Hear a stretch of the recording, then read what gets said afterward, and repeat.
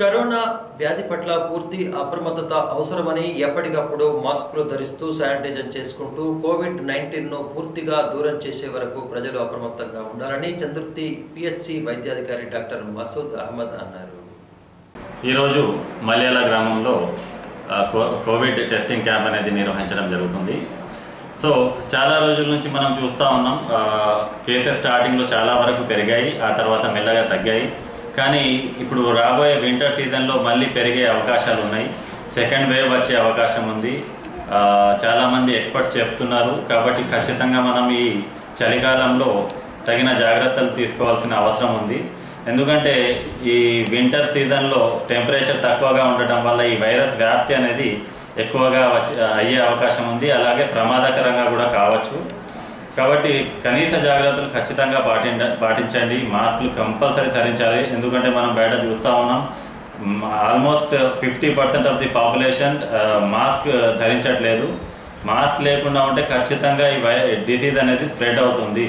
కాబట్టి మాస్క్ ఖచ్చితంగా ఉండాలి అండ్ సోషల్ డిస్టెన్సింగ్ మెయింటైన్ చేయాలి, భౌతిక దూరాన్ని మెయింటైన్ చేయాలి, అలాగే చేతుల్ని కూడా శుభ్రపరచుకుంటూ ఉండాలి. ఈ కనీసం 3 జాగ్రత్తలు పాటిస్తే మ్యాక్సిమం మనకు వ్యాధి రాకుండా ఉంటుంది. అలాగే ఈ వ్యాధి అనేది తీవ్రత అనేది పెద్దవారిపైన ఎక్కువ ఉంటుంది. వయసు పైబడిన వాళ్ళపైన లేదా దీర్ఘకాలిక వ్యాధులతో బాధపడుతున్న వాళ్ళందరిపైన దీని ఎఫెక్ట్ చాలా ఎక్కువగా ఉంటుంది. కాబట్టి ఎవరికైతే sugar, BP, cancer, TB, HIV and kidney problems, liver problems, గుండె ప్రాబ్లమ్స్ ఇవన్నీ ఉన్న వాళ్ళందరికీ కూడా మనం అత్యంత జాగ్రత్తగా చూసుకోవాల్సిన బాధ్యత మన పైన ఉంది. కాబట్టి ఎప్పుడు పోయినా ఇంటికి పోయినప్పుడు శుభ్రంగా కాళ్ళు చేతులు కడుక్కొని ఇంటి లోపల వెళ్ళవలసిందిగా కోరుతున్నాను.